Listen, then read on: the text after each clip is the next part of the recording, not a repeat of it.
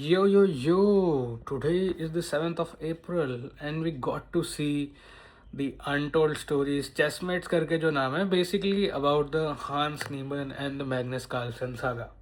Now, if you're someone who's followed some of the chess world, who's into sports, तुम्हारे कहानों तक ये खबर पहुंची होगी भाई 2022 में, that this new prodigy, a 19-year-old prodigy, 19-20-year-old I think, has beaten Magnus Carlsen at the Sinkfield Cup. That too. At the Sinkfield Cup. मतलब chess world में प्रेस्टिजियस चीज़ है. अगर तुम्हें कॉन्टेक्स्ट नहीं है, चेस वर्ल्ड में बहुत प्रेस्टिजियस चीज़ है. And Magnus walked out. And then the entire thing about the anal beads. It was accused that Niemann was cheating. And the accusations went very, very far. मतलब career तो उस लड़के का ख़त्म ही करने लगे थे लोग. Now ये डॉक्यूमेंट्री आई. डॉक्यूमेंट्री में basically it was a run through of the entire timeline. वही I was a bit surprised Hikaru Nakamura को बहुत स्क्रीन टाइम मिला है. And somewhat the makers have tried to sympathize with Hans a bit because A, he's a young boy, B, supremely talented, C, good for the camera. If you know anything about Hans Niemann, he's great for the camera. He gives all those reactions that you expect from an ISO speed in the chess world. मतलब it's unheard of भाई. मतलब ये चीज़ें ज़्यादा से ज़्यादा कोई समय रहना करता है. But he's not a chess player. He's still a comedian trying to time pass जब भी वो chess खेला करता था अपनी लाइफ टाइम में. But this guy is really serious about chess. That is the whole narrative. And उसका पूरा का पूरा time has gone into कि how do I defeat this world champion. He's a bit cocky. He's in your face, and he just has this massive self confidence. Now some problems that I have with the documentary, although it's a very well paced, मतलब किसी को अगर कोई knowledge नहीं है क्या हो रहा है क्या नहीं हो रहा, उनके लिए बहुत अच्छा एक वो है. But what you've done there also is you've not shown the macro view of the entire thing. Because तुमने अगर देखा है उस डॉक्यूमेंट्री में, they tried to show हांस का साइड, मैग्नस का side, but they got Danny Rensch, the CEO of chess.com, but they did not show कि actually media किस तरह से भाई उस चीज़ को उछाल रही थी. नाउ वी ऑल नो कि नीमन का चेस बैन हुआ था from chess.com, and it was proven कि 100+ गेम्स में चीटिंग किया, and he admitted to it. मतलब there is no accusation there, there is no allegedness to there. It's pure facts that he cheated on chess.com, which makes his case rather peculiar and very unique in its own sense. Because जिस game में he was accused of cheating, and it was probably the biggest game of his career yet, उसमें it was found out कि he did not cheat. अब वो timeline हम सबको पता है. जो भी चेस देखता है, if you don't watch it, तुम एक बार रन थ्रू करो, यू विल फाइंड कि उसमें उन्होंने बहुत कोशिश करी है to try to sympathise with Niemann, to show his side, to show वो स्लोमोज दिखाए उसके कि how he build his career. 16 में वो मूव आउट कर गया, कैसे वो आगे बढ़ता है.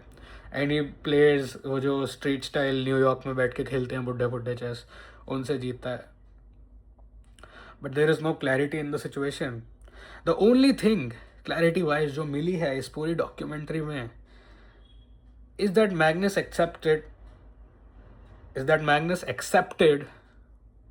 that he was evidently wrong, because he was pretty confident कि भाई नहीं ये तो गलत है, मेरे साथ गलत हुआ है, and he was surely cheating because मुझे पहले भी हरा चुका है. और उसका इतना नॉनचलांट एटीट्यूड है, इतना केयरफ्री एटीट्यूड है against the world fucking champion, and you don't mess with Magnus Carlsen.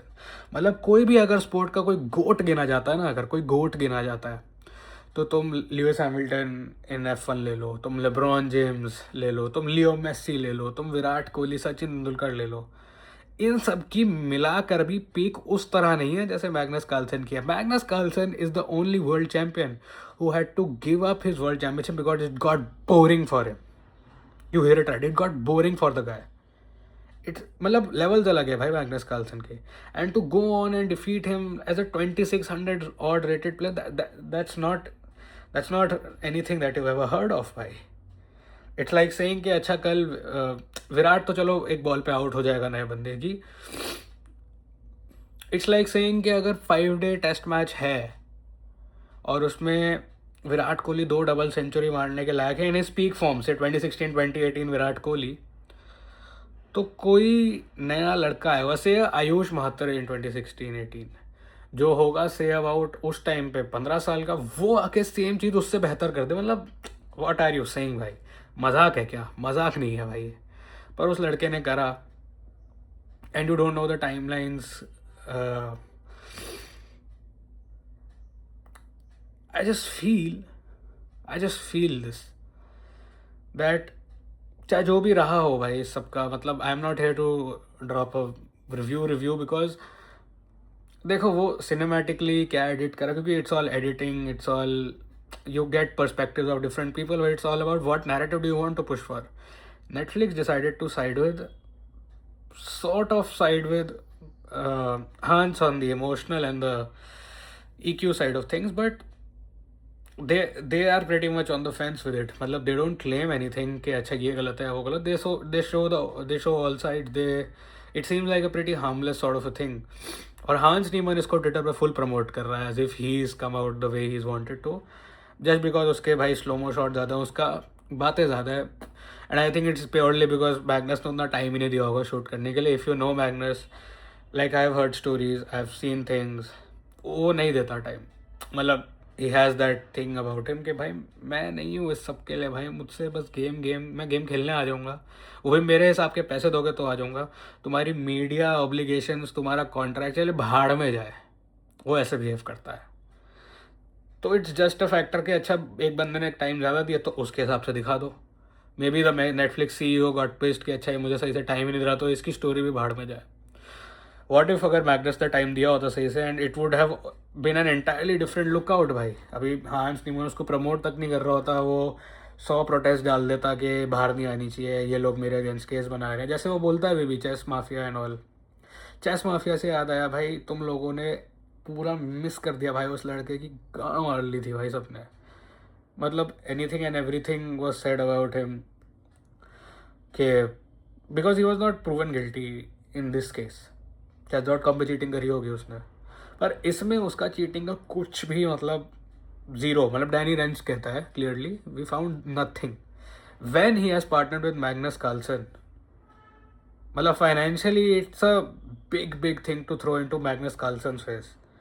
वो तो छोड़ दो कि अगर वो सिर्फ एक प्लेयर होता and he is the biggest player, you want him as your ambassador and all of those things, but वो तुम्हारा पार्टनर है and then you come out in the public and say that. I don't know भाई, I don't know, but Niemann is always a shady figure.